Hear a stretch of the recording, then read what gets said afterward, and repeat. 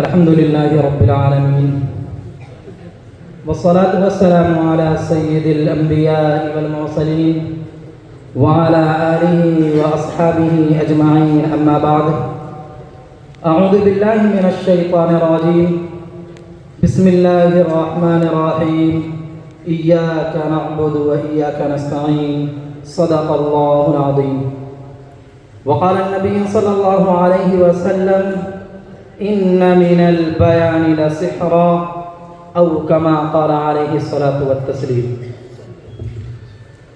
بڑی مدت میں ساقی بھیجتا ہے ایسا مستانہ، بڑی مدت میں ساقی بھیجتا ہے ایسا مستانہ، بدل دیتا ہے جو بگڑا ہوا دستور میں خانہ۔ معطر حاضرین کرام، فصحائے وقت اور بلغائے زمانہ، بندہ سب سے پہلے حمد و ثنا کے پھول اس بارگاہ عالیہ میں نچھاور کرتا ہے جس نے ایک مشت خاک سے، قطرہ ناپاک سے حضرت انسان کو وجود بخش کر لقد خلقنا الانسان فی احسن تقویم کا مصداق بنا دیا۔ اور کروڑوں درود و سلام ہو سرور کائنات، فخر موجودات، احمد مجتبیٰ محمد مصطفیٰ صلی اللہ علیہ وسلم پر کہ جن کے صدقے طفیل میں ہمیں یہ زندگانی عطا ہوئی۔ معزز حاضرین، آج کی اس عظیم الشان اجلاس کے حوالے سے بارہا آپ کے سامنے یہ حقیقت دہرائی گئی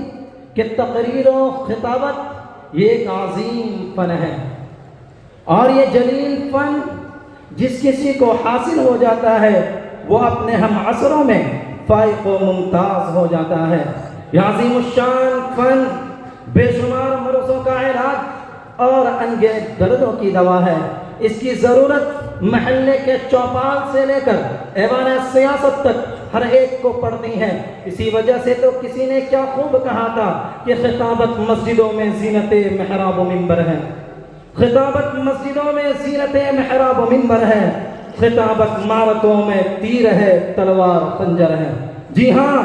فن خطابت وہ ساز ہے جو دلوں کو تڑپا دیتا ہے، وہ شعلہ جوالا ہے جو لہو کو گرما دیتا ہے۔ فن خطابت نے ہر دور میں بڑے بڑے گل کھلائے ہیں، بے شمار کارنامے انجام دیے ہیں۔ ارے یہ تقریر و خطابت تو ایک جادو ہے، مسحور کن طاقت ہے۔ اس کی گرمی سے ستاروں کا وجود پگھل جاتا ہے، سنگ گرا اس کے سامنے سبک ہو جاتے ہیں، حالات کا رخ بدل جاتا ہے، تساہل و تکاہل کا دیوتا چکنا چور ہو جاتا ہے۔ اسی وجہ سے تو نبی پاک صلی اللہ علیہ وسلم نے فرمایا تھا ان من البیان لسحرا، کہ بلا شبہ باز بیان جادو کا سا اثر رکھتے ہیں۔ ملت اسلامیہ کے پاسبانوں، یہ خطابت وہ ہنر ہے جس کے ذریعے پیغام محض پیغام نہیں رہتا بلکہ تحریک بن جاتا ہے، اور تحریک انقلاب میں ڈھل جاتی ہے۔ جس خطیب کی زبان میں سچائی ہو، آواز میں خلوص ہو، بیان میں بصیرت ہو، وہ منبر سے لے کر میدان تک دلوں کے موسم بدل دیتا ہے۔ اسلامی تاریخ میں ایسے جرنیل پیدا ہوئے جن کے پاس تلوار تو تھی ہی،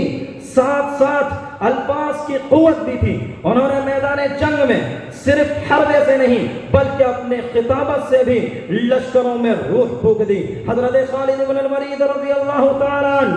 ان کا خطبہ معرکہ موتا آج بھی تاریخ کا چراغ ہے۔ انہوں نے رومن امپائر کے ایوانوں میں زلزلہ برپا کر دیا۔ حضرت سعد بن ابی وقاص رضی اللہ تعالیٰ عنہ قادسیہ کے میدان میں اپنے ایک ہی خطبے سے لشکر کو ایسا للکارا کہ پرشین امپائر کی دھجیاں اڑ گئی۔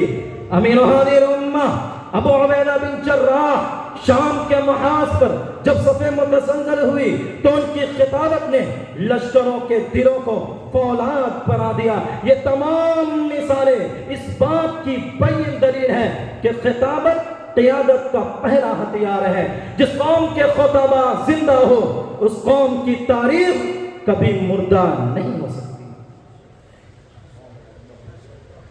مگر آج اس دور میں جب فتنوں نے نئے چہرے پہن لیے ہیں اور وقت کی طاغوتیوں دجالی طاقتیں کبھی میڈیا کے پردے میں چھپتی ہیں تو کبھی معاشرتی فلسفوں کی آڑ میں داخل ہوتی ہیں. تو ایسے وقت میں ہمارے یہ دینی ادارے قلعہ ایمان بنے ہوئے ہیں اور انہی قلعوں میں ایک تابندہ چراغ انجمن مصباح البیان ہے. یہ انجمن مصباح البیان نہ صرف زبان کو جلا دیتی ہے بلکہ فکر کو سمت دیتی ہے اور بیان کو امانت بنا کر طلباء کے دل و دماغ میں اتارتی ہے. یہاں خطیب بنتا نہیں تراشا جاتا ہے، یہاں آواز اٹھائی نہیں جاتی سنبھالی جاتی ہے. بزم اسماعیلی کے ثبوت ذرا توجہ رکھنا، کیونکہ آج اس موقع پر ہمیں وہ مرد آہن شدت سے یاد آ رہا ہے جو اس بزم کا روح رواں تھا، جو اپنے آپ میں ایک انجمن تھا، عاشق قرآن تھا، خادم قرآن تھا، اسلام کا پاسبان تھا،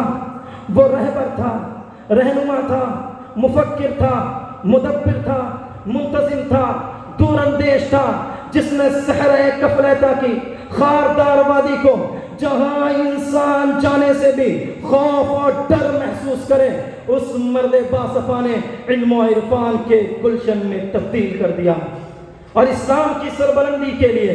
اس کی نشر و اشاعت کے لیے قلعہ جامعۃ القراءات کی بنیاد رکھ کر رجال سازی کا کام شروع کیا. ان تمام شعبوں اور انجمنوں کو قائم کیا جس کے ذریعے اسلام کے قائد اور رہنما تیار ہوں، چاہے وہ شعبہ حفظ ہو، چاہے شعبہ عالمیت و افتاء ہو، چاہے شعبہ تخصص فی التجوید والقراءات ہو، چاہے شعبہ مناظرہ ہو، چاہے شعبہ دعوت و ارشاد ہو، انجمن مصباح البیان ہو، النادی العربی ہو، لجنۃ القراء ہو، یا اس کے ضمن میں ہونے والے دیگر مسابقات، چاہے وہ آسان و اقامت اور خطابت کے قبیل سے ہو، چاہے وہ نعت و نظم اور شعر و شاعری کے قبیل سے ہو، چاہے وہ حفظ متون شاطبیہ و جزری اور حفظ قرآن کے قبیل سے ہو، مقصد یہ کہ اس قلعہ جامعۃ القراءات سے نکلنے والا ہر عالم دین، جہاں مدرس، محدث، مفسر اور قاری قرآن ہو، وہیں وہ اسلام کا داعی بھی ہو، مبلغ بھی ہو، خطیب بھی ہو، مقرر بھی ہو، مؤذن بھی ہو، امام بھی ہو، رہبر بھی ہو، رہنما بھی ہو، شاعر بھی ہو، مقتدی بھی ہو، ملت اسلامیہ کا علم بردار ہو، دلائل و براہین سے لیس مناظر ہو، تاکہ عالمی پیمانے پر ادیان باطلہ کو دندان شکن جواب دے سکے اور وقت کے تابوتوں اور فرعونوں کے سامنے سینہ سپر ہو کر اسلام اور شعائر اسلام کی پاسبانی کر سکے. اور الحمدللہ صدر الحمدللہ اس مقصد میں ہمارا یہ جامعہ روز اول ہی سے ترقی کی راہ پر گامزن ہے. بہرکیف بانی جامعہ حضرت اقدس قاری اسماعیل صاحب بسم اللہ نور اللہ مرقدہ اپنے مالک حقیقی سے جا ملے، انا للہ و انا الیہ راجعون، اور جاتے جاتے یہ کہہ گئے کہ ڈھونڈو گے ہمیں ملکوں ملکوں ملنے کو نہیں، نایاب ہیں ہم. ڈھونڈو گے ہمیں ملکوں ملکوں ملنے کو نہیں، نایاب ہیں ہم. تعبیر ہے جس کی حسرت غم، اے ہم نفسو وہ خواب ہے ہم. دعا ہے کہ اللہ تبارک و تعالی حسرت کے لگائے اس چمن کو یوں ہی شاد و آباد رکھے، حاسدین کی حسد سے، فتین کے فتنوں سے، شریر کی شرارتوں سے اس کی پوری پوری حفاظت فرمائے. حضرت کی قبر کو نور سے منور فرمائے، کڑوٹ کڑوٹ چین و سکون نصیب فرمائے، اعلی علیین میں جگہ نصیب فرمائے، آمین. اور اخیر میں ہم انجمن مصباح البیان کے جانب سے بانی جامعہ حضرت اقدس قاری اسماعیل بسم اللہ صاحب نور اللہ مرقدہ کے لخت جگر، نور نظر، محتمم جامعہ ھذا استاد حدیث